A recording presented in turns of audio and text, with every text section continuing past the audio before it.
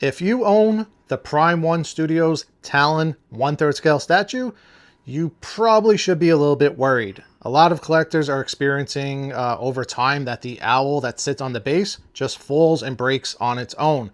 And that's basically due to poor engineering. So in today's video, we're going to do a repair. I'm going to show you why it's happening and how to fix it.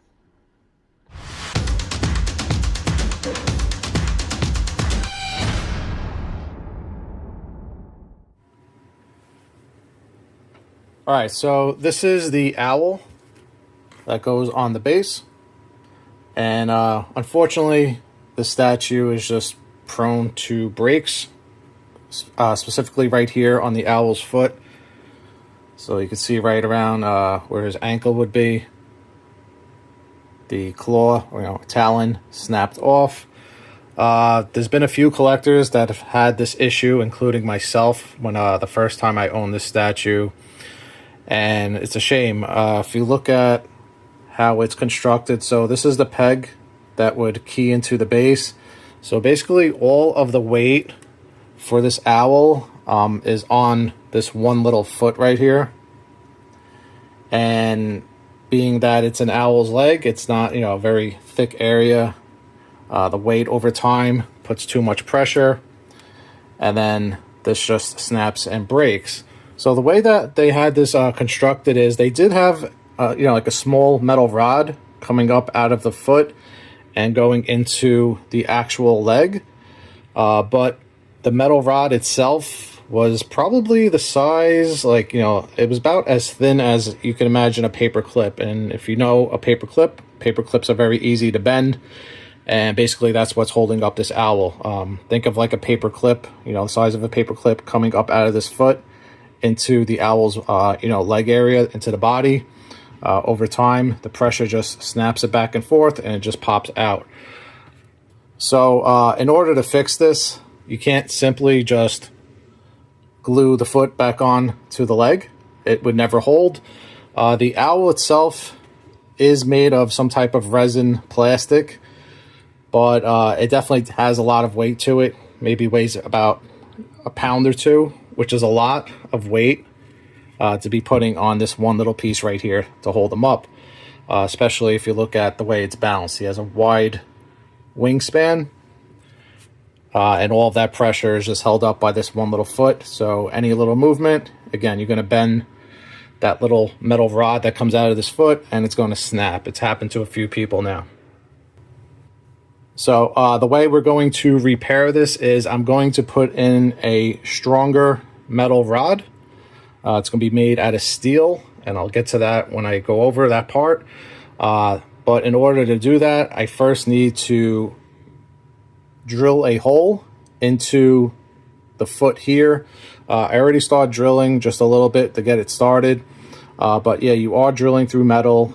There's not a lot of space, so this does become a very difficult repair. One little slip and you're gonna pretty much crack the polystone resin. So you definitely have to be very careful when drilling into this. All right, so we're gonna drill into the actual foot, and then we're also going to drill up into the owl's leg here. We'll put in a metal rod, and then towards the end, I'm also going to add a little bit of epoxy clay around the foot and feather it in just to add a little bit more strength. This way he holds up nice. So like I said, I've repaired one of these before. It all went well and it holds up nice and strong.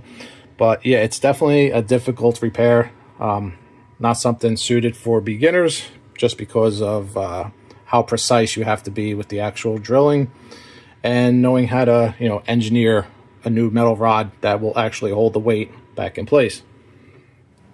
The other thing that makes this repair extremely difficult is the way the owl keys into the base, the way he slides on. So picture if my hand was the base. When you go to slide the owl onto the base and key him on, if he's not going in a certain angle, he'll actually interfere and rub into the statue.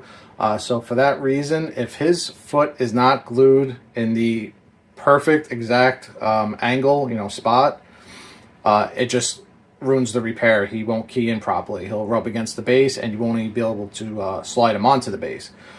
So for that reason, when doing this repair, you do need the base.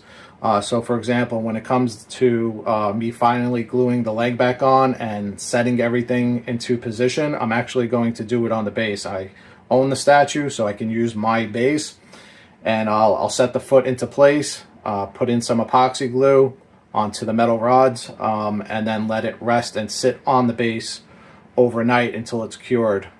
And for that reason, that's what makes it difficult. So if you go and find somebody to repair the owl for you, you simply cannot just, ship the owl to somebody to have it fixed. They're going to need the base, because, like as I mentioned, if the leg is not, if the foot is not glued in the exact spot where it needs to go, one little wrong angle and this will not key back onto the base properly. It won't key on the base at all. Like I said, it's going to rub against the base, all the background elements that are on the base, and it just won't slide into place. So for that reason, again, makes it a very challenging repair. All right, so as mentioned, we're going to start drilling into the foot. I already did start a little bit. And basically this whole entire foot is all metal, because this is the metal peg right here. The peg actually runs up until the whole entire area. So this whole area on the inside is metal. So you are drilling into metal. So you do need a strong drill bit. I'm using I believe it's a 1/16 titanium drill bit. Works really well. So make sure you have a nice strong drill bit. You definitely don't want it to snap on you as you're drilling inside. So again, it's going to take some precise drilling. So I'm going to start drilling, and then we'll get to the next step.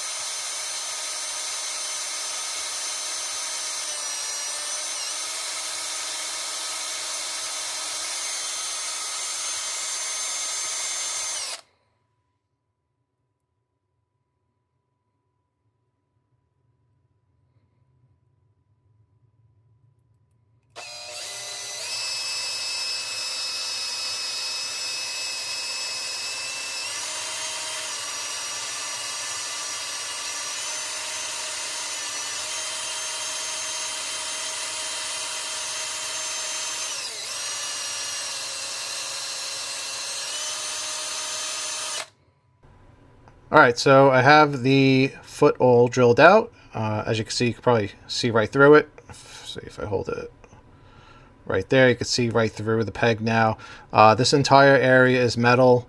I drilled through with the 1/16 drill bit, and then I came back with a 5/64 just to make it a little bit thicker for the metal rod.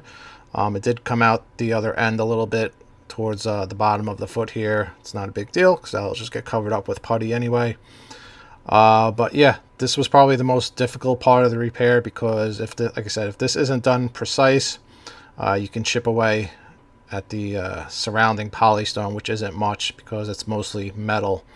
So for the metal peg, I usually just use nails because they're tough as steel. There's no bending this whatsoever. It's super strong, and it's pretty much the only size that I have been able to find that actually fits in something this small of a diameter. So basically this will slide into place. I'll eventually add glue to hold it in, and that now becomes the metal peg. This end will go into the owl's leg, and we'll have a nice sturdy support rod, which is hundreds of times stronger than what they use. Like I said, they basically used the length of like a paper clip, and it probably came up to about a quarter of an inch. Didn't even go all the way up into the leg, and it bends very easily and snaps. So this is going to be super tough, super strong. There's going to be no breaking this. One of the things I'll also do is I'll cut in some grooves into the nail. This way the epoxy welding glue has something to grip onto, and this doesn't come sliding back out. So that will get done. Before we can get to that, I need to now drill into the actual owl onto this side. And this way we can have some room for the metal rod to go into. If I remember correctly, most of this leg is hollow, but we do still have a little bit of an obstruction right there. So I still need to be a little bit careful, but yeah, drilling into this part is definitely a little bit easier because we have a little bit of a wider area compared to the foot. This was the most difficult, challenging thing to drill into. So the hard part is out of the way, but we're definitely not done with the repair. Got much more to do. So I'm going to drill into this and then we'll move on to the next steps.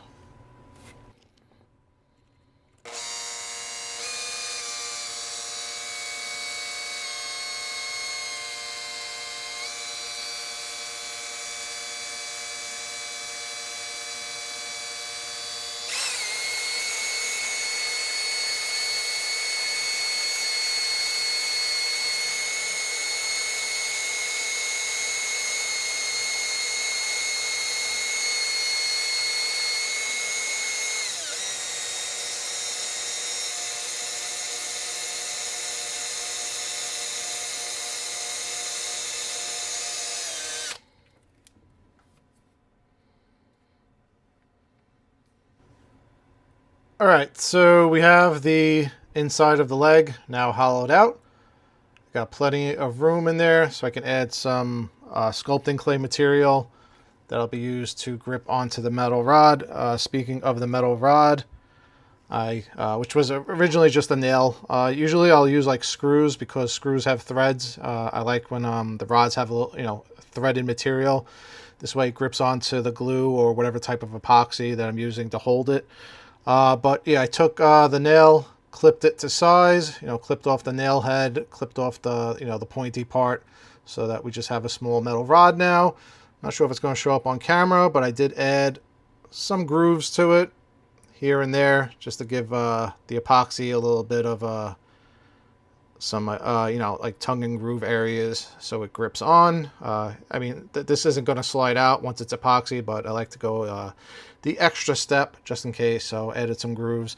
So basically this is how it's going to work. We now have a new metal rod that is a lot longer and stronger than before. So here's the talon, the foot. Once again, that was drilled out.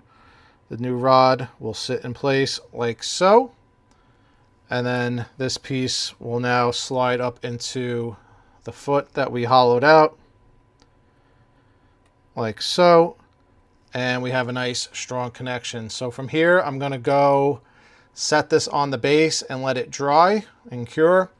For that, I'm going to use, normally I would use epoxy glue. For this, I think I'm going to use a epoxy sculpting clay. Being it's an epoxy, it also, has an adhesive which holds in place. And basically, it's going to allow me a little bit more time to just make sure this is at the right angle on the base. This way I can kind of maneuver it around a little bit. Because as mentioned, it has to key in perfectly onto the base. If this is keyed in like just even the slightest degree backwards, it's not going to key in properly. It's going to rub against the base and won't even go in place. So I got to make sure he's leaning just a slight drop forward, and then this way when he goes to key down into the base, he slides right into place. So for that reason, I'm going to do that off camera. I will show the epoxy sculpting clay that I use. It'll also be used at the end to come back and kind of thicken up these feathers, give it a little more stability. But let me show you the sculpting clay because you can use that as an adhesive. But normally when I'm not using sculpting clay as an adhesive, I rarely do that. I'm just doing that basically for this project. I normally use my JB Weld. It's a 5-minute epoxy. But again, I need a little bit more time. And because I'm doing this on my base, I don't want to have a mess with the glue. So with the sculpting clay, it takes about 4 hours to dry. So I have, more time. I don't have to worry about it drying up and making a mess if I do spill it on my base. But here, let me show you the sculpting clay here. I think I just got in a new batch here. So this is Aves Epoxy Sculpt. and it's basically just a clay. It's a two-part 50-50. You mix it together, equal halves, and you can use it for sculpting and also, for example, as an adhesive. So let me mix this up, and I'm going to show you what we're going to do. All right, so here's the Aves. This is what it looks like when it's inside the container, and again, it's a two-part epoxy sculpting clay. So you're taking two equal halves, one from one jar, one from the other jar. Make sure you have two equal halves. Merge them together, and you're basically going to mix these two together for, I don't know, roughly a minute or two till it's a uniformed color. This one's a neutral, like a gray, but they are slightly different colors, so you can tell that everything is mixed thoroughly when you have that one uniformed gray color, and it's not like a light gray or a dark gray on one side. So you can fold it around, fold it back and forth. You could roll it, and I'm going to mix this up, and then we're going to put it inside of the owl's leg to hold that metal rod in place, and then I'm going to attempt to also put this inside of the talon. There's not much room inside of the foot, the talon foot. So if I can't get this in place, I will have to switch over to the JB Weld epoxy glue. This stuff here, which is, basically like a gel liquid. But I'm going to try it with the clay first. If that doesn't work, we'll resort to the JB Weld. I know I can get this inside the owl's body because I have more room in there. I made a nice hollow cavity. It's just a foot. This foot is so small with the hole. Even trying to get the glue in there is a little difficult, but in the end it will hold. The stuff is super strong.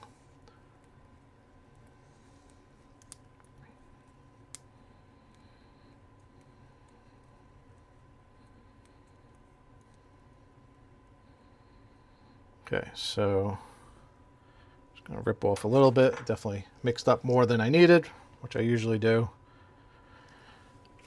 It's always better to have more than to come back and have to mix up a new batch. So I'm just going to basically jam this into the foot, and then afterwards we're going to insert the metal rod. Use my file here to push it in place.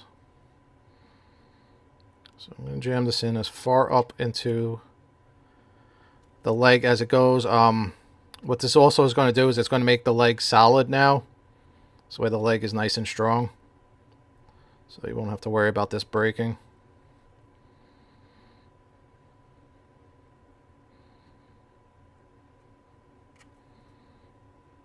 So get this pushed into place.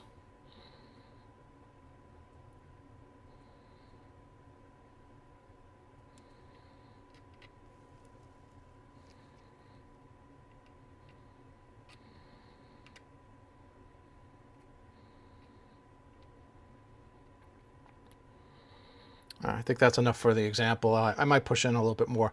But basically, push the epoxy sculpt up in there. I'm going to do the same thing on the foot.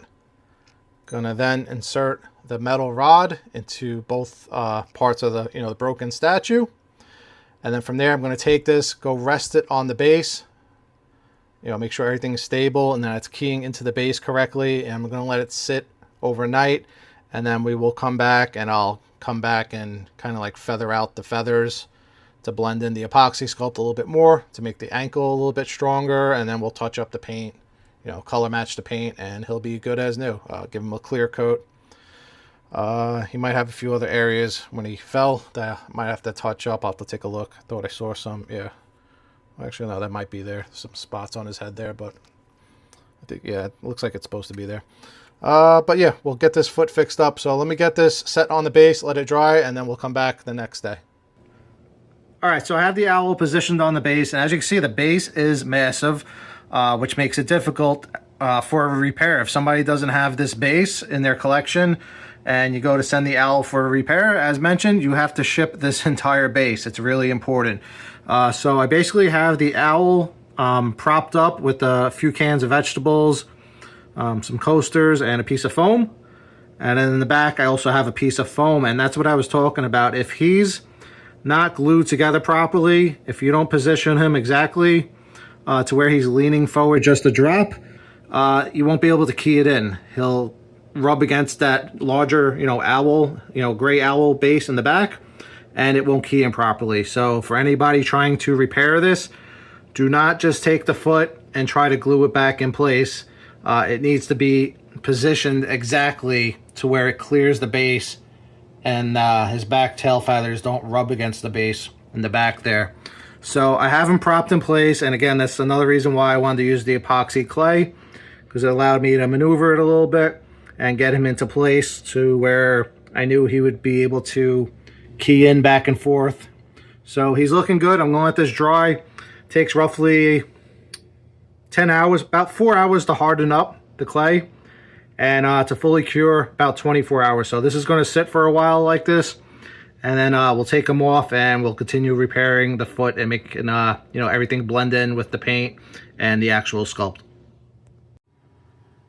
All right, so here's how he is looking next day. I pulled him off the base. I tested him out on the base by himself. He's holding up strong. However, we still need to go back and touch up the feathers around the ankle area. As you can see, I still have some of the epoxy clay showing. And I'm going to add a little bit more of epoxy clay in that area and sculpt back some of the feathers, which is also going to add more strength. But just as is, it's already holding up very strong. So that's a good sign. So next up, we're going to go in with the epoxy sculpting clay one more time.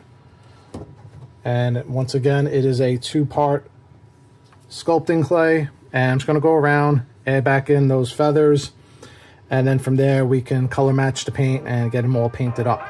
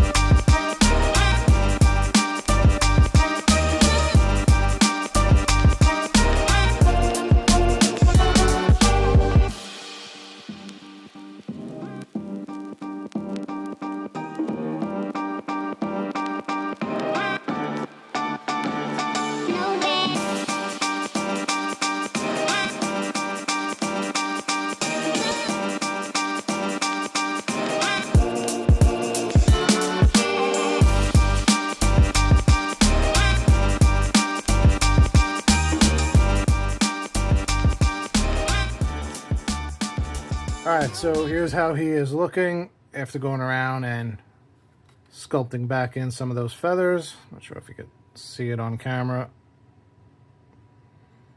But basically went around, just did a little overlay of a feather pattern.